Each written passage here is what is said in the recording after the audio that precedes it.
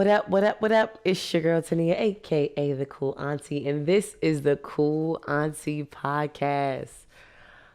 Wow, we are already at week 10. That's crazy.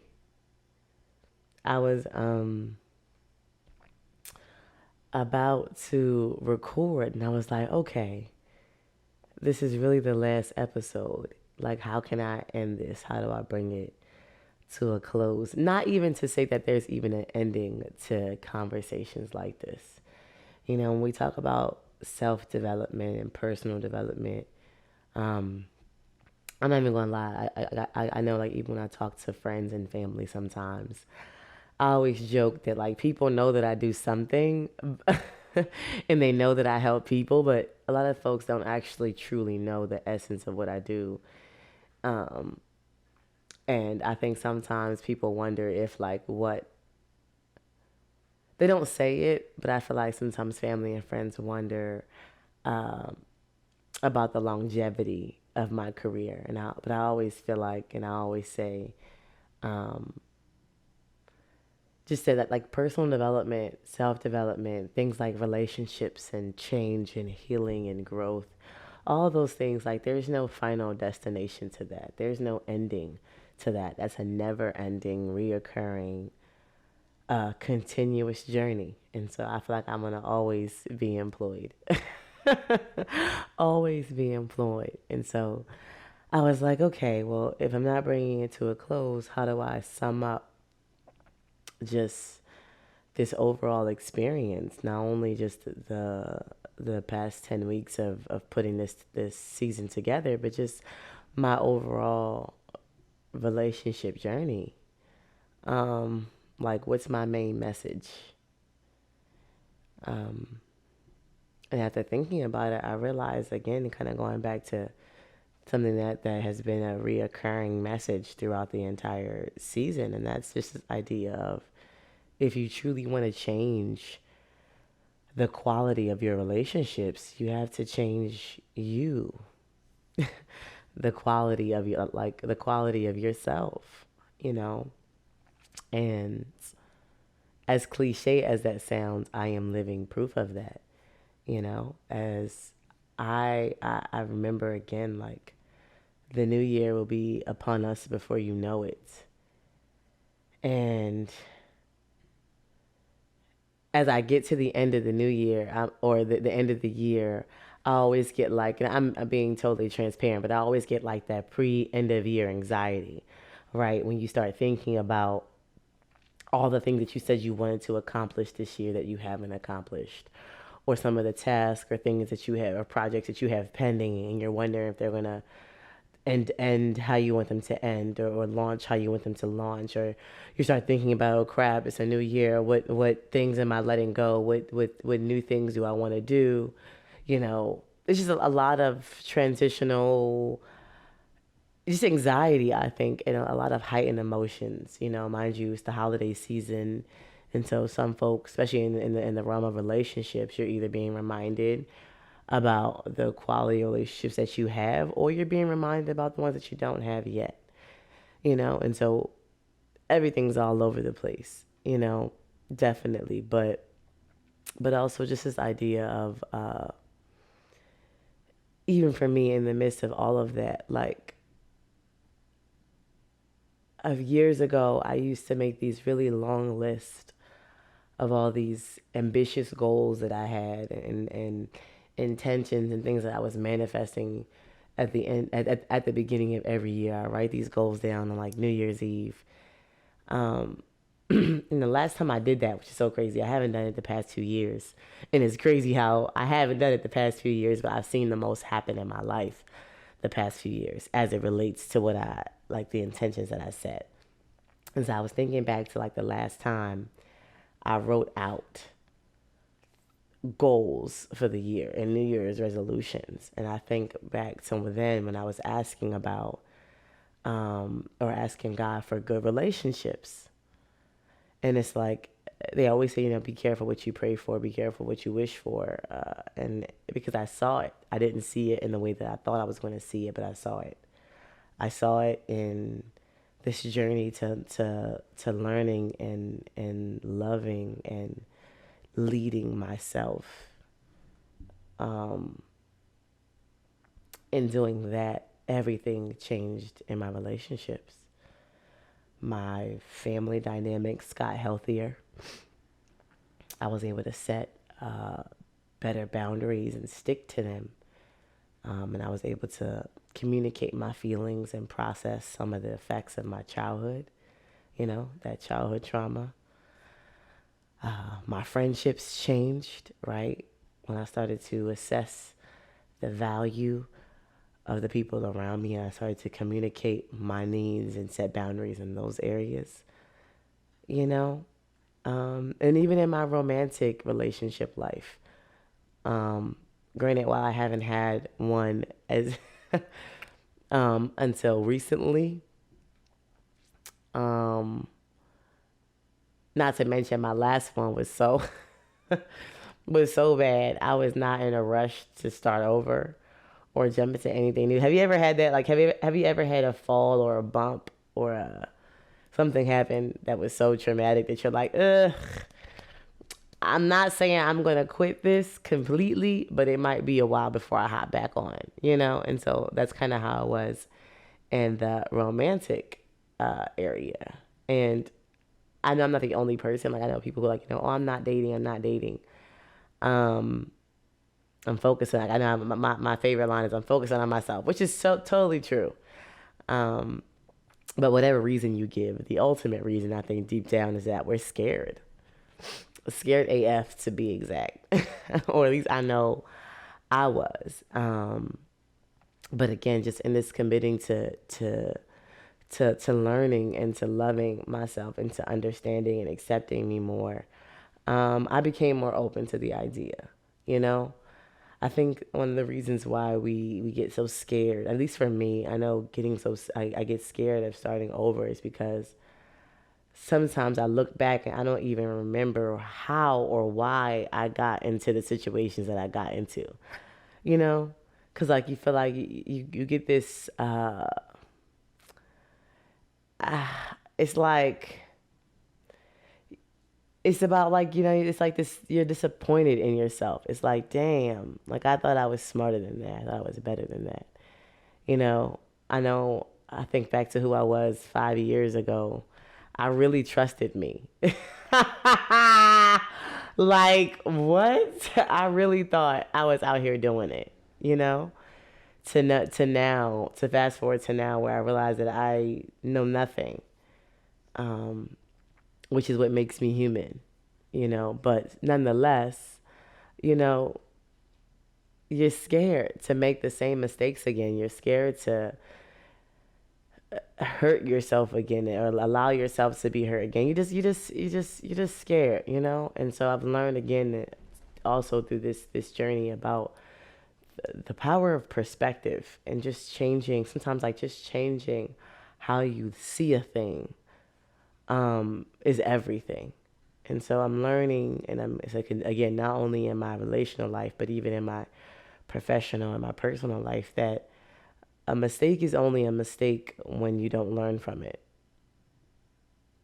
you know? And while it sucks, I don't want to say it sucks all the way, but while it's unfortunate at times, it's realizing that you're not going to learn everything through education, you know? Like I think about like relationships. I don't believe, and again, my parents may argue, but or my mom may argue since I was raised predominantly by my mother, but I don't think that I was taught about how to cultivate and maintain healthy relationships. Not romantic ones, not family or well no, in some ways family, but like family and friendships. I can't say that I was taught to do relationships well or to have relational intelligence. And so while I don't blame my parents for any of that, again, I feel like we're all out here doing the best that we can with what we have. You know what I'm saying? I don't blame them for that. But the unfortunate part is that what you don't learn through education, you have to learn through experience. right? Everything's not going to always be formalized where you're told exactly what to do and how to do before. Sometimes you're not seeing it until you're in it. And sometimes, to be honest, actually most times you don't see it in the moment. Like my relationships, when I was in them, the things that I see now, right, they always say hindsight is 2020. Mind you, I'm legally blind, so I technically can never see 2020. But hindsight is 2020, and so sometimes in the moment you don't see it at all. Um, but sometimes like after it's happened, after you've come out of it, right, you're able to look back on it and learn and see so much. Like I always tell, like, matter of fact, I say this a lot in my class, and I've been saying it a lot to my students lately, after, like, as they're processing the effects of the pandemic. Um, and I was saying that it's like sometimes the best learning happens in reverse, right? In my class, we learn in reverse. I don't want you to feel like you have to always have it figured out. Sometimes you have to go through some shit to know some shit, you know? You gotta go to know. And that's okay. It doesn't make you a bad person. It doesn't make your parents a bad person. But listen, like it's not your responsibility about what you don't know. But after you get to a certain age, it's your responsibility to fill in the gaps for yourself. You know, and so I've been doing that, and just like this journey of learning me more, and processing my past a lot more. Things that I used to bury. Remember, I know I said in the last episode, talking about my journey through a vulnerability, right? Of as I'm learning to come to terms with my emotions and the effects that things and my experiences and my life have had on me. Um, I'm embracing that process. And so, we talk about this idea of education and experience. And I'm like, and I love being a teacher. Being a teacher today is so different than what it was prior to the pandemic, but I still ultimately love being a teacher at the end of the day. And, you know, I don't always like everyone's teaching style. I don't think there are good teachers out there, but I pride myself on having a unique teaching style. But, I think I think God is a great example of what it means to be a good teacher, you know, because a good teacher knows not to move on to a more complex topic if you haven't caught the first one. It's like if you don't know how to add, subtraction is going to be a challenge for you. And if you don't know how to add or subtract, multiplication and division is going to be a challenge for you. And so rather than moving on, sometimes good teachers know it's best to stay and repeat that lesson again to make sure that a student has the foundation and the basics. Because if they don't have that, everything they learn after that isn't going to make any sense, you know? And so God is such a great teacher that he doesn't move on. He'll keep giving us the same lesson over and over again until we get it, you know? And so as I'm learning in reverse, right, and I'm reflecting on just this season and some of the things that have come up, but also just my relational journey, I'm like, okay, what was the common denominator in all of my failed relationships? Romantic or not, platonic or not. Like, what do they all have in common? And of course, the obvious answer is me, right? We get that. But what about me in all of them? And when I tell y'all, this hit me like a ton of bricks. But truth will do that to you sometimes, okay? It's not always nice and neat, but it's always necessary, right? Um, but my truth and the common denominator in my relationships was that I settled. I settled. Every relationship that ended up either being a detriment or harmful to me, or that didn't add any necessary value, you know, or areas in relationships and where I settled, where there were people who I knew weren't for me, but I kept them around and I kept them close anyway, and saying it out loud, just like I said, I think I said it before in a couple episodes. Like I think sometimes I'm so confident and cool externally that people don't realize that I have flaws and faults and vulnerabilities and areas of weakness, and this is one of them. Like I'm like, well, Tania, like if you believe so highly about yourself, you're so confident, you're so sure, and you know who you are. How could you settle? Why did you settle? Um, and this wasn't a question that I was able to answer immediately. Um, but then I realized it was because they picked me.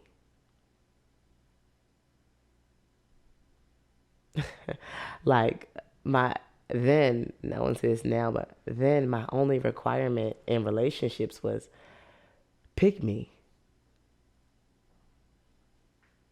The people who picked me, I picked them back, whether they were good or not. They picked me, I picked them back. And again, you want to know about when you want to know where your drama comes from, it always leads back to your childhood. I was never really picked. And mind you, I'm saying picked, and I always feel like, for whoever you are, fill in the blank where I'm saying picked, fill in the blank with whatever that is for you. Mind you, even the term picked, we all have a different definition of what that means. I think for me, picked is more of a being seen, um,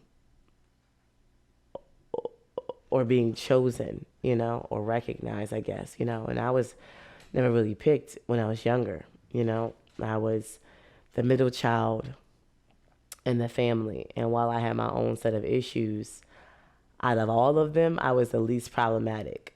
And so I was kind of always the one that everyone always thought was gonna be cool and good. So I was kind of like, forgotten about off to the side. I was too tall and too thick for boys when I was younger. I was too white for black people, too black for white people. I was too smart for, like, my hood family and my hood friends, and too hood for my smart friends and my bougie friends. I was the tomboy. I was the girl who guys liked, but who they saw as a friend more than like a lover or like a partner. Um, and so I was used to not being picked or chosen a lot.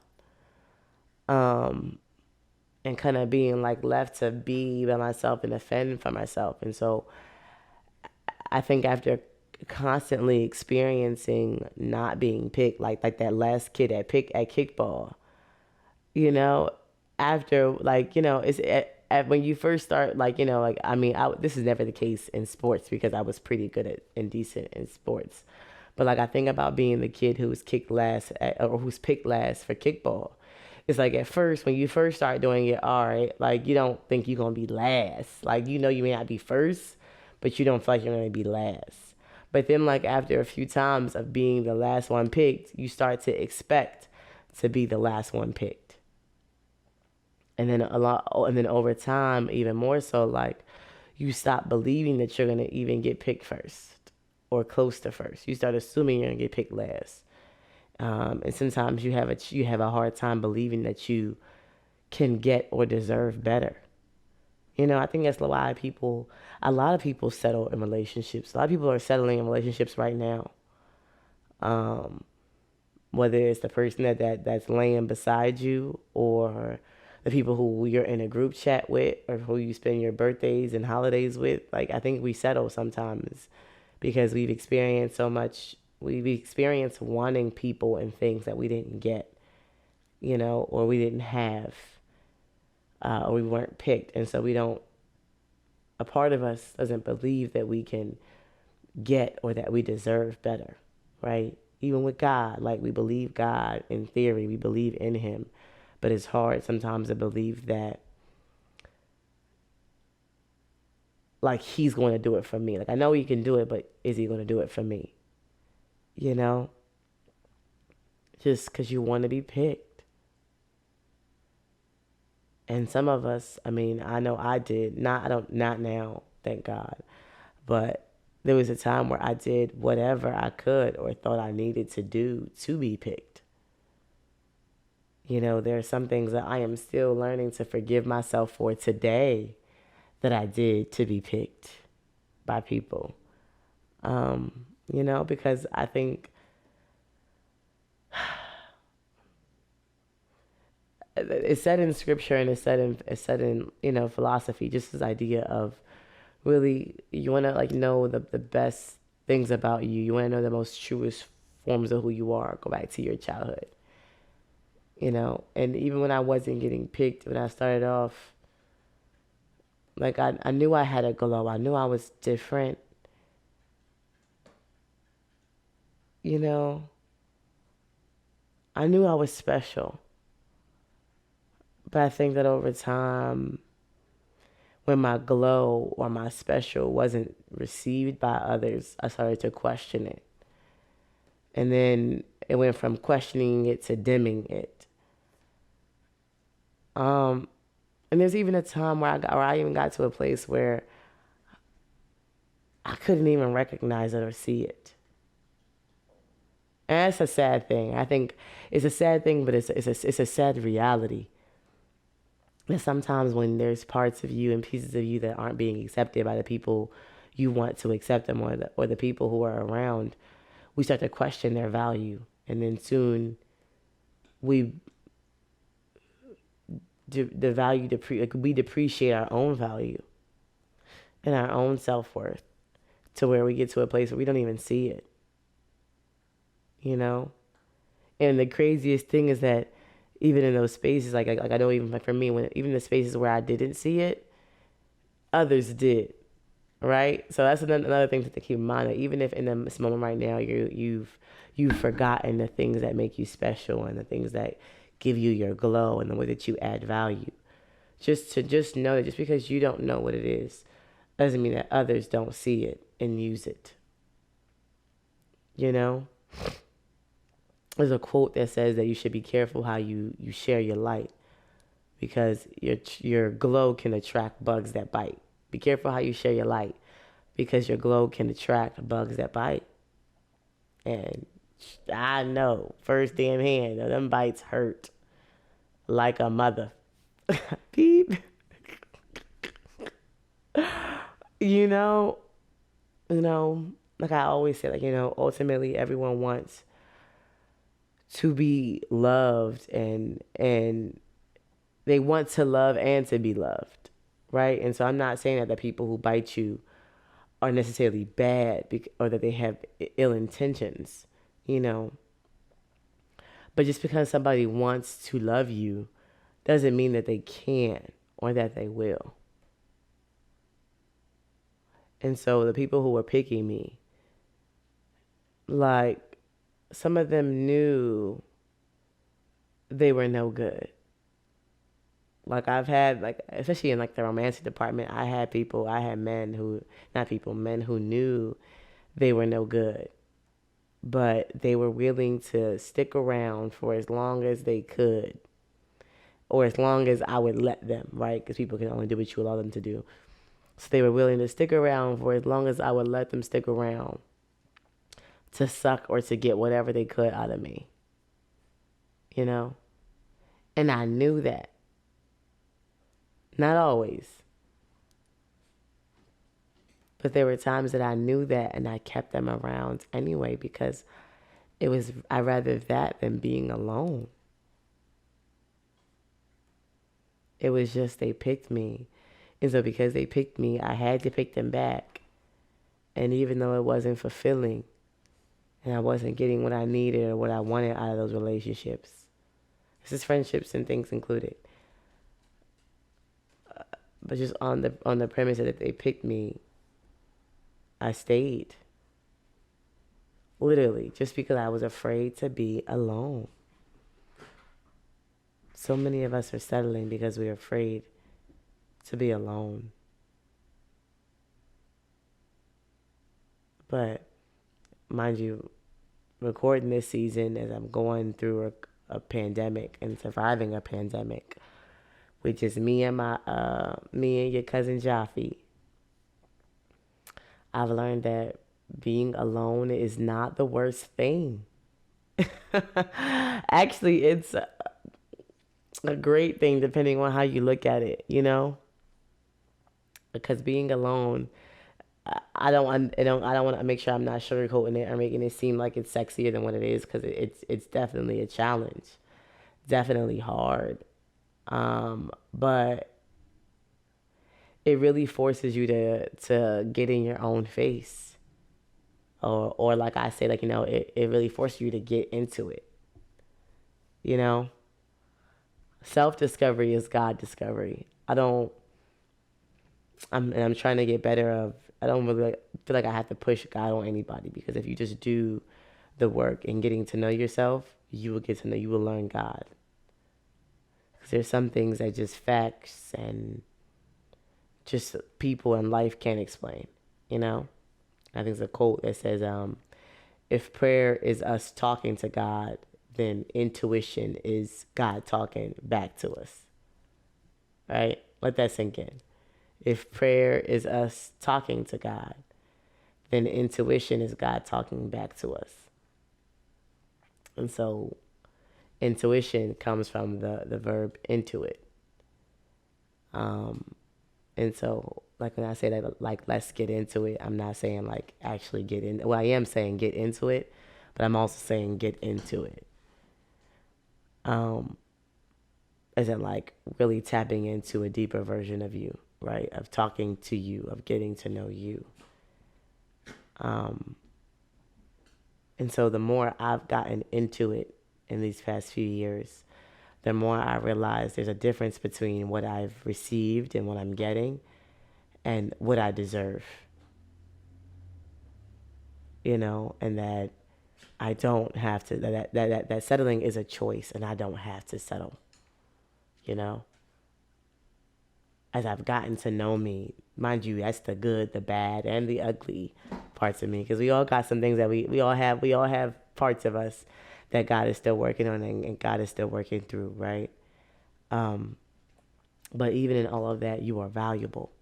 I have learned that I am valuable and that I am worthy, and that my value doesn't decrease based on someone else's inability to see it. Um, it's almost like it's like, you know how people always say like, oh no, it's not you, it's me. He's like, no, no, no, no, no, it's not me, it's you. And I'm okay with that. Like, no, no, no, no, no. No, it's not me, it's you, and that's okay. You know, uh, I am kind of back on the dating scene now, and somebody asked me like, what's like your favorite quality about yourself? And I said, well, and I was like, I will say this on record, but I like to say that I'm an honest person. I'm not nice, definitely friendly, but I'm not nice because I'm honest. I feel like it's hard to be nice and honest, because when I think of nice, I think of polite, and I'm not either. But I am honest, because my mom always told me that, like, the truth stands test of time, that the truth is still the truth, even when no one else believes it. The truth is still the truth, you know? And so just like, so your truth, the value that you bring, the value that you add is in your truth, and you being who you were called to be, and who you truly are, right? That's value. Whether people in your life right now are seeing it. So let me just pause that for the record of, even if people aren't recognizing it right now, if you're in a season where people are just not seeing you for you, they're not appreciating you, they're not using you in the way that you should be used, please know that that doesn't mean you aren't valuable. They just aren't your people. They're just not your people. That just isn't your place. That isn't your path. That's okay.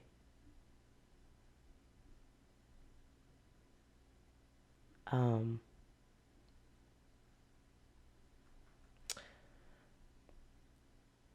they say the most powerful form of love is choice. And I believe that to be true because even God gave us the power of choice. Like he could have made us love him and he didn't. So if he gave us the power of choice, that means that the most powerful form of love is choice. Which is why I don't necessarily feel like going back to the beginning of it. I don't necessarily feel like it was wrong for me to want to be picked. In fact, even today, as someone who I believe that I'm more confident and I love and accept and know me more than I did then. I still want someone to pick me. I still want people, not just one person, but I want people to pick me out. And my relationships are people picking me, you know. But I also want to pick them back, not just because because they picked me. I want to pick them back because I am choosing to pick them.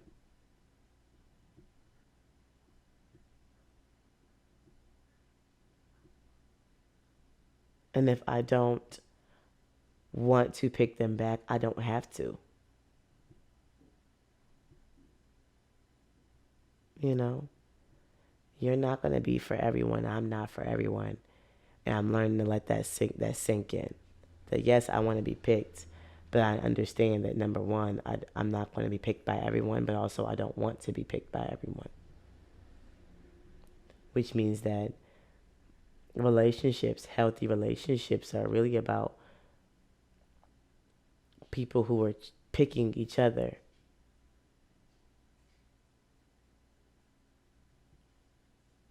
consistently. Relationships are about picking people through different seasons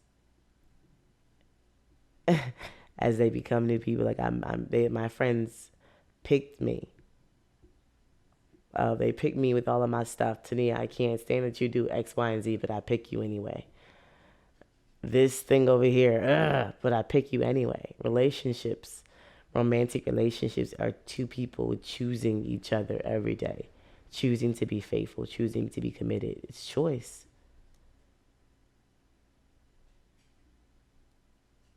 In that process of you picking them and them picking you, it requires patience. And I hate that word. Well, I mean, I say that. I have hated that word, and I'm still, God, I've been praying for God to work that through me of patience because I hate waiting. I hate waiting in line, you know, but doesn't mean hating waiting doesn't mean that hating whatever rhymes. Hating waiting doesn't mean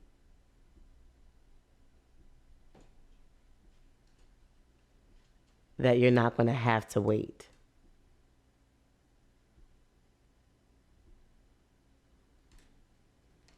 And so I'm in a waiting season, and some of you may be in a waiting season in the area of relationships. And I hope this can be some encouragement to you that whether someone is picking or has picked you or will pick you or not, you have to pick yourself. Pick yourself. In this season, I am picking myself, you know, because everyone's not going to see me. Everyone's not going to see you. You just make sure that I have vowed to myself that I'm never going to lose sight of me again. And so I encourage you to do the same. Keep picking yourself. They don't pick you, okay. Pick yourself. Pick yourself. If you want to change your relationships, start with your first relationship, the one with you. Pick yourself. This, the pandemic and this time by myself, and or for us, all of us, I keep saying me, all of us, at the pandemic, the time, it changed us, you know? Whether we realize it or not, or come to terms with it or not, it's changed us. And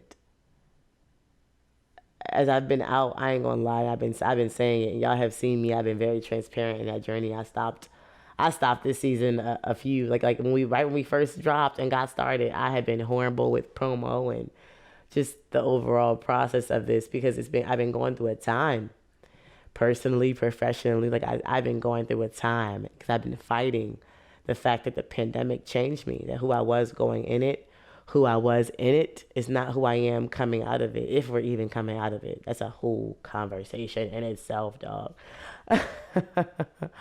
But many of us have been fighting it, you know? Some of us have been caged up. We've been suppressed and hidden for our truest selves for such a long time, you know? They say you cage a lion long enough, it starts to believe it's a cat. And, you know, but a lion who meows only attracts kittens, and lions survive in packs and prides. And so if you're a lion surrounded by kittens, you gonna die out here in these streets, okay? Because you don't got nobody protecting your neck, okay? Protect the neck. Because you're surrounded by kittens, and there's no shade to kittens, but let kittens play with kittens. Martin used to be like, stomping with the big dog. It's like, listen, if you're not a lion, like lions should be surrounded by lions, A lion recognizes another lion. You know what I'm saying? And so kittens should be with kittens and lions with lions. That's why they say, how you treat you is how you teach others to treat you. You know, I decided that I'm a lion and I'm tired of being a lion surrounded by kittens because I've settled.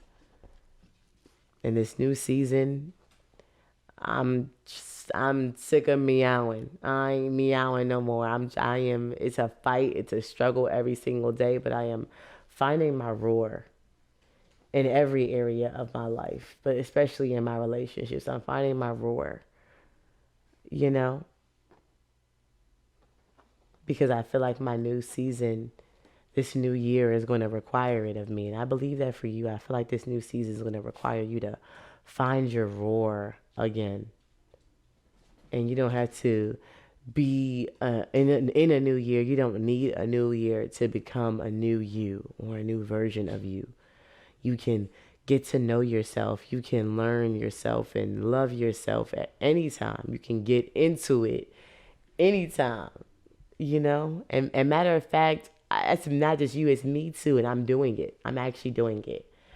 And it's crazy because I was doing it for myself. So usually around this time of the year, I go heavy in like this self-exploration, self-discovery, self-reflection space of I'm really like tapping into who am I and and who am I becoming and what do I want out of life.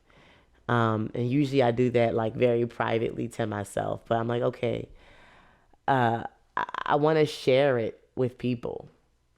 Social media has been so hard for me because I've been fighting just being my authentic self. And so I'm like, you know what, if I'm going to do this thing and do it for real, I want to be really me. And so as I'm discovering who that is, I want to share that with people. But also, I want to share this with people who are in a space where they're tired of running from who they are, or settling and living at a level that is beneath them. Who knows the pandemic had an effect on them, but they just want to figure out what it did.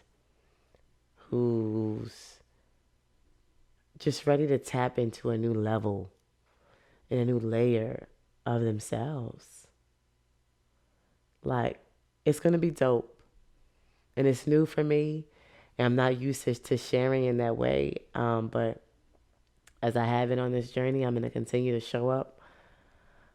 Because that's what we need in this time.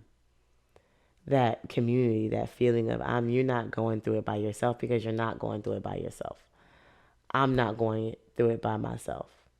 It's real. It's real. but also it's free. Challenge is free. We're gonna do it all through social media. I'm gonna definitely make sure that I reference some of these episodes. So I appreciate and thank you for tapping in and listening. And especially if you made it all the way through, because again, I always say those are my folks who are truly, truly committed, and y'all have a special place in my heart, always, always. Um, but yeah, stay tuned for more details to come on that. That's going to be through the entire month of December, so look out for that at the end of November. Stay tuned, stay tuned, stay tuned. Um, but yeah, in the meantime, as you are loving on yourself, um, I want you to know that I love you. Nobody's told you that in a while. If you want to hear it, but you want to hear it, especially from somebody who means it genuinely.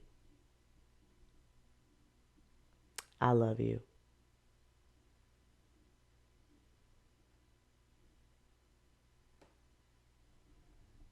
And until next time, call me back.